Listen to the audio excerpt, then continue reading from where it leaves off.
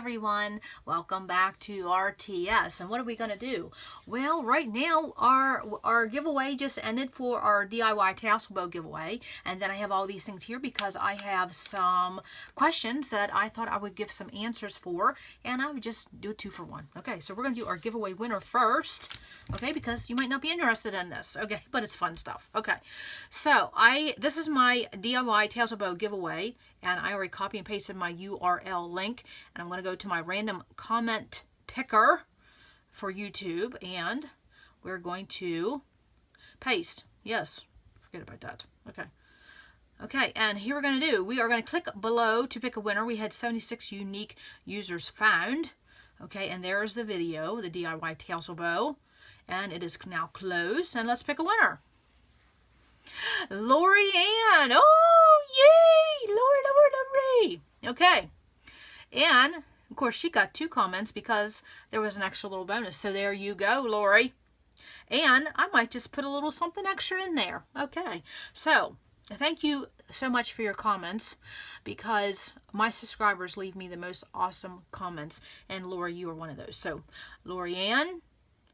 Lorianne 670, you won the DIY Tassel Bow giveaway, so I will be contacting you. You can contact me, and I'm going to get your package in the mail. Okay, so that's wonderful. Okay, so I'm going to write that down real quick.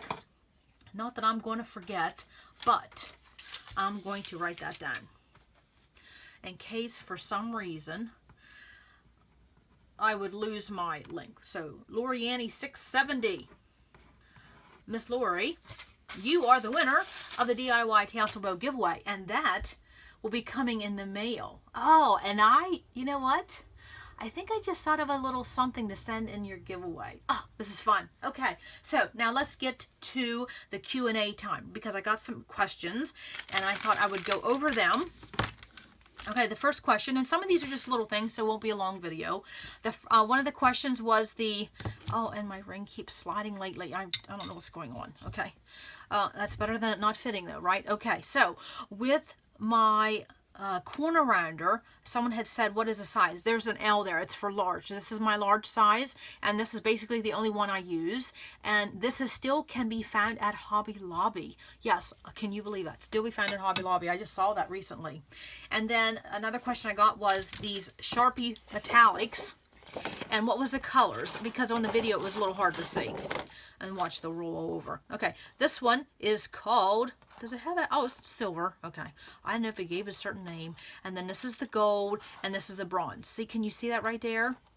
And it'll say not just silver, it says silver metallic, gold metallic, and bronze metallic. I'll see if, you know, I don't have, my hands shake a lot due to, see, that's what it says. Silver metallic, gold metallic, bronze metallic. Love these. Now, you can find them in a set, or you can buy them individually. Okay, so that's that question. What's my next question?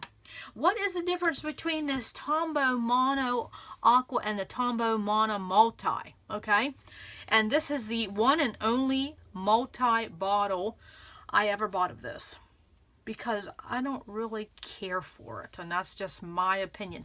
This, I couldn't even tell you how many bottles. I love this. In fact, I have 8 or 10 in my inventory. I love it. Absolutely love it. Okay, they both have this broad tip at the end. Okay, and of course you can tell that the multi is much smaller. I wonder if it actually has a size. Do we have a size? This is 0.88 ounce. This is 1.69 ounce. Okay, so basically double. Okay, so they both have dual applicators. They both go on clear, dry, clear, but this is permanent. This is permanent and removable, meaning if you leave it dry, you can use it as a removable adhesive. Now, I've never really cared for this, but there is something you can do with this. You can make your own glue dots. And if you want to see how that's done, leave me a comment in the section below, and I'll show you how you can make your own glue dots. How would I rate that? I've done that. They're okay. They're okay. But if you're on a spending freeze, or if you're on a budget, let me know, and I'll show you how you can make your own glue dots with this multi. This is my second favorite after my quick dry. Okay, So that's the difference between the aqua and the multi. And Tombow is just a wonderful company. Yeah, the good products. So let's just segue right into the Scotch Quick Dry. I've gotten several comments and questions about this Scotch Quick Dry. This is the old bottle. Okay, and I think this is my last bottle of this. It is now called Scotch Create, and it has a new label. It has a new logo, a new label, but the formula is supposed to be the same. Okay, still 2 ounces, and this is what it looks like. Okay, this is exactly what it looks like, and this came from Target, honestly. So that's where I found it. I have found it at Target, Staples, Joann's, Michael's, and Hobby Lobby. But this is what it looks like. Don't look for this anymore. It's gone, well, unfortunately. Okay, and we like this because it used to come with a red nozzle, and it was really, well, the older, before this one, it came with a really precise nozzle, and you didn't have to have this. But they changed that, and now they've changed this, and this is what it looks like. Okay, and I think I'm thinking at Target it was $4.99, but don't quote me on that, but it was around that. Now, this is what they're saying. This has a precision tip, but that's a precision tip, okay? That's not this, okay? And so I love this on my Quick Dry. Oh, if I can get out. Okay, it's got a little gunk, but yeah. Okay, now I'm going to talk about these FineLine because that was another question I got. Okay, so I'm going to give you a very brief discussion of these FineLine applicators because they can get very complicated and very detailed. Okay, but this is what it looks like now. Forget about the red label. This is the Quick Dry. It is no longer called Quick Dry. It is called Tacky. Permanent Tacky White Glue. Okay, so it'd be nice if we could just use Elmer's, but if you see on the package, you see what it says? Quick Dry formulation. Okay, and so when I contacted Scotch, they told me that the lab has assured them it is the same formula. Okay, so that answers that question. Now, let's go to this jobby here, because you can see in the package, this is how it comes. It does not come with this. This is what is called a FineLine applicator, and this is what it looks like. Okay, sorry about that. And what this says is that you would just unscrew this and put this on, and I'll show it in just a minute. But I want to show you. You see that hole and you see that needle? Yes, every time you have to put that needle in the hole. And you see, the older you get, the harder that gets. It's not always the easiest thing, but I will tell you, they're worth it. So worth it, and they're so... This is where I got mine. I'll take it out of the plastic here. And I'll hold this up. This is where I got mine. Joggles, Joggles.com, and I'll put the link below. This is where I got mine. I thought they were very on point for price and great customer service. Okay, now if you get one of these FineLine applicators, now there should be a little movement in this. Do I want to say a needle? Yeah, you know, it's not going to hurt you, but it is a little pointy. Nothing that little kids should have. But if there needs to be a little bit of wiggle room, because you have to keep inserting this. But if there's a lot of wiggle room, yes, make sure you contact wherever you buy it. It should not. The first one I got had a lot of movement. I'm like, well, this isn't. Yeah, there needs to be a little movement, but not a lot. Okay, and my ear just got itchy again. Oh, okay, sorry. That's probably sounding like a little dog there. Okay, so now, if you are buying one for the Scotch Quick Dry, okay, and what you're going to need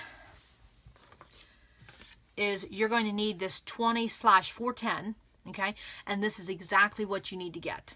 20/410, 18 gauge, okay, and if you're going to order from Joggles, I will put this down below because they actually have a number here too, okay, but if you're going to buy, and if you don't have to go through Joggles, that's just the company I bought mine. You do not have to buy it from them, but you do have to get the 18 gauge. And these get very complicated because, as you can see, there's more than one, because it all depends on the size of your, that ain't going to come off. It all depends on the size of the neck of your bottle, okay? That's the determining factor. And then your gauge is going to be determined on how thick or thin your glue is, or the adhesive that you want to run through that little wire. A little pipe, or whatever you want to call it, little metal piece. Okay, now, so for Scotch Quick Dry, I'll say that again. This is the one you want. 20/410 18 gauge, okay? Don't listen to anything else. Don't do anything else. That's the one you need for the Scotch Quick Dry Adhesive. And I'll have that listed below. And you see what I do. I wrote that on there. Scotch Trick Dry Bottles and glue. Yellow tip. That's what you need. Okay, and you get 2 in a pack. So that's why I still have that there. And I'm going to put this away because it took me forever and a day to figure out which one I needed. And that is what you need. So I'll just save you some legwork and some hassle. That's the one you need for the Scotch Quick Dry. And yes, they will still work on the new bottle. Oh yes, that's what I wanted to show. I'm sorry. More crinkle. Ugh. Like I needed to do that. So what you do, just unscrew that. Okay? Screw that on. And that is simply what it's going to look like. Okay? That's what it's going to look like. Okay? And a tip is that you don't have to be in a hurry to get these back on, but I wouldn't let no more than 10 minutes go by before you put that on because it will get a little clogged in there. Not that you are going to have to run it under water or anything, but you might have to push it a little in there, especially overnight. You're going to have to work with that. So make sure before you're done with your crafting and scrapping session, you have that top back on that. Okay, so I'll put that away because I don't want to get that mixed up with anything else. And that's that. Okay. Now we have this jobby here. Okay. Now, I'm not going to go into long detail about this. Okay. I just want to show you something. These are still the 20/410. Same as the yellow. But, and I don't know if you can see it in that one. What happened there? My thing came off. It sure did. And that's what it is. That's just got a needle in there. No big deal. Okay. So, I don't know if you can see. Yes, you can. Okay. You see that blue one? It's bigger. Okay. And I got this. This is a 14 gauge. Remember what I said? This is an 18 gauge. Okay. So you would think the bigger the number, the bigger the hole. No, it's the exact opposite. The bigger the number, the smaller the hole. It's just like when you buy wire, okay? So this is a 14 gauge, and this is what you would use for, well, I'm just going to say if your glue is a little thicker, you're going to need this, because I don't feel that you should buy one of these quick line applicators for your glossy accents. No, I think it's a waste of money. You know why? Because if you look at this, it has a tip. That's enough. That's all you need. And people say, well, it gets clogged. Well, not if you do what a tip I learned a couple years ago, is that when you use it, tap it, wipe it, tap it, wipe it. Every single time you use it. You do not need to spend the money for one of these if you do that tap, wipe. You just don't need it. Okay? That's why they're still in here. I don't need it. After I learned that trick, I was like, well, that was a waste of money. However, I do have some Eileen's tacky glue that I will be using those for. Okay? So again, I'm going to say this, if you are wanting to buy one for your quick dry, and that's the only nozzle FineLine applicator I use, and that's still the first one I ever bought, I'm going to give you the number and it will be listed below. It's going to be your 20/410 18 gauge yellow, not the blue. Okay, so that was enough talking about that, but you have to have your glue. I mean, this is like, if you don't have this, it's not even worth it. You just can't get going, right? Okay, so the next thing, I had showed a little tutorial on how to use a tracing wheel that's found in the sewing department with a black ink and a ruler, and you can make faux stitching. Okay, love that for quick stitching. And so this is exactly what it looks like in the package. It's by Dritz, and of course it's a Sewing Notion. That's a sewing company, and it's called Serrated Tracing Wheel. I'll bring that a little closer. That's what that's called. A serrated tracing wheel. And I'm thinking $1.99. Honestly, no more than $3. You can find them at Walmart. Okay? So that's what that is. And you can't cut yourself, but you know, be careful around the little ones. And that's what it looks like. And so what does it say on here? I didn't even read it. Transfers pattern markings, makes dotted markings. Yeah. You know, just they're inexpensive. You know, that's what they are. Okay, so what was the other question? The other question was, oh, kits. Okay, kits. Okay, you know I'm still loving these Dollar Tree heavy-duty storage bags in the large size. You get 3 for $1. Loving these. Just had to open this box because I was using them. And I have another little new feature / series coming up. And we'll be talking about those. And the question I got was kits, meaning, what did I do with my kit? Okay, so here's a kit. This is the bag of kit, okay? I have it in one of these Dollar Tree bags, and this was one of my knockoff kits called the Bright Side. And I don't need to really show the whole kit because you probably already saw the video. So this is the kit, okay? And so the question I got was, first of all, the one question was, how long does it take to put a kit together? And then also the other question, a couple other questions I got was, how long do I play with a kit? Do I add to a kit? How do I deconstruct a kit? So anything to do with a kit. So, and that probably was my alarm going off. Okay. It's setting the alarm to go to bed. Okay, so how long does it take to put together a kit? I really don't time it. Short answer, I don't time it because it's something I enjoy, and I don't do it sometimes all in one sitting. Well, I never do a kit all in one sitting. So I don't want my husband to walk in here and start talking, so I'm trying to get his attention. Okay, so I just don't time it, but I don't do it all in one sitting because, you know, if I have 15 minutes here, you know, I might pick out the paper and then I might start with my alphas and then I start with my embellishments. So not all at one time. And I have no idea how long it takes because it's just not something I time because I do enjoy it. Okay. Now, do I ever add to a kit? Yes, I do. Okay. And I don't know if this is already posted or will be coming up, but I had a kit that I had in my inventory I worked from it for about 3 years. And the kit, I keep trying to get my husband's attention. Every time I would see something that went with that color scheme or that mood and feel or something, I just kept adding it to the kit. So my kit kept getting bigger and bigger and bigger. And then eventually I got tired of playing with it. So that kit I had in my inventory for 3 years, but that's the longest I've probably had a kit. But it was, you'll see that coming up. Okay. And then what happened was, truth be told, I was getting ready to deconstruct that kit and I was going through that. And then I got another question, and so then I did something else with that kit. So stay tuned for that. Okay, so then, how long do I play with a kit? Well, the short answer is until I get tired of it. And so if I can keep, I never have used a kit where I didn't have anything left to play with because my kits are not small kits. Now, when I'm saying kits, I'm not talking about individual page kits or paper kits. I'm talking about like collection kits, like this one I did for the knockoff, okay? Because that's just more than a few papers and a few embellishments. I wouldn't call them a mega kit, but they're big kits. Okay, that's what I'm talking about, my bigger kits. So for my bigger kits, and I'll be right back. Okay, sorry about that. I'm back, but you know, it's real life. Okay, so what was I saying? That was a unique kit for me because I kept adding to it and it kept getting bigger, and so I was never going to get it used up. But it was so fun to play with, and you'll see something coming up about that unique kit, and I don't want to spoil the surprise, but it was fun what happened to it. Okay, and then the other option, or the other question was, how long do I play with a kit? Usually it's till I get tired of it because I don't run out of it. So it's till I get tired of it, and you know, things just come and go. Like with that one I played with, it was close to 3 years, but mostly I would say on average 6 to 8 months, sometimes a year. And then I just deconstruct it, put all that stuff back in my inventory and use it to make another kit.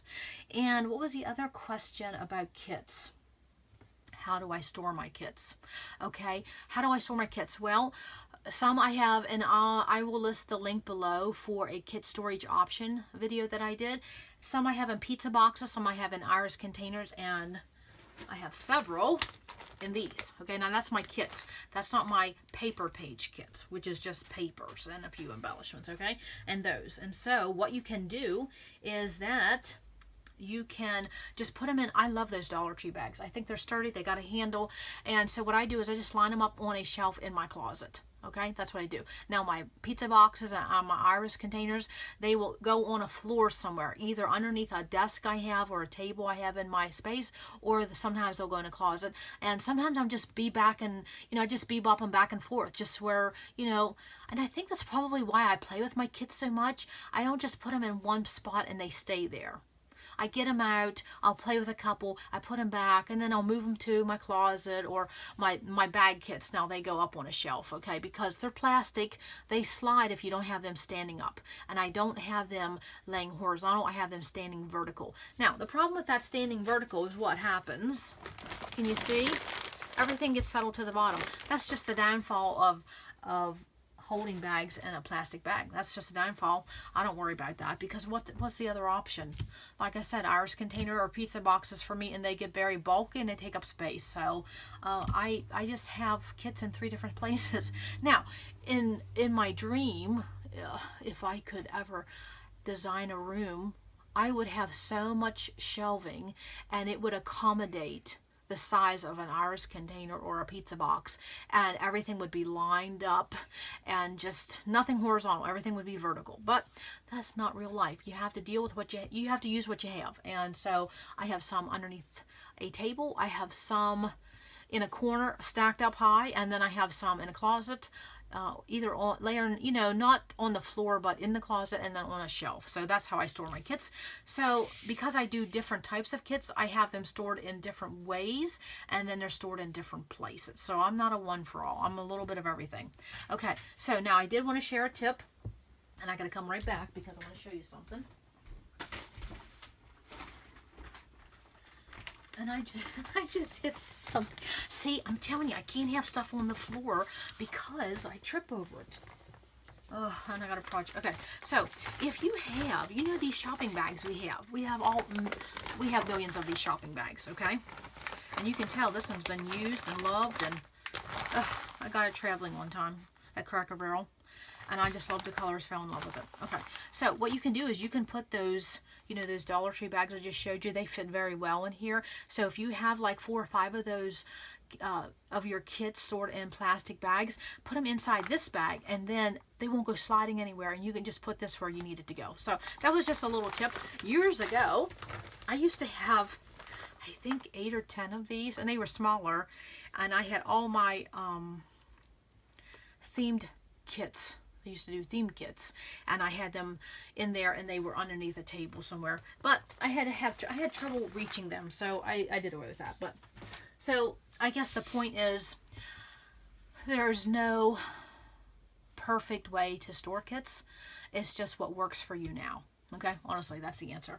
Okay, so I think that was it. If you have any other questions, just list them in the comment section below, and I make a list, and I will go and answer them every so often. So that's what we'll do. And I appreciate every one of your comments, your sweet words, and your words of encouragement and support. I can't say that enough. Okay, so that's all I have for today. Congratulations, Lori Annie 670, for being the Tassel Bow giveaway. And I think I have a little something I'll put in there. Okay, so have a great weekend, and of course I don't know when this will be posted, but have a great day, have a great weekend, and come back to RTS, because you never know what we're going to learn.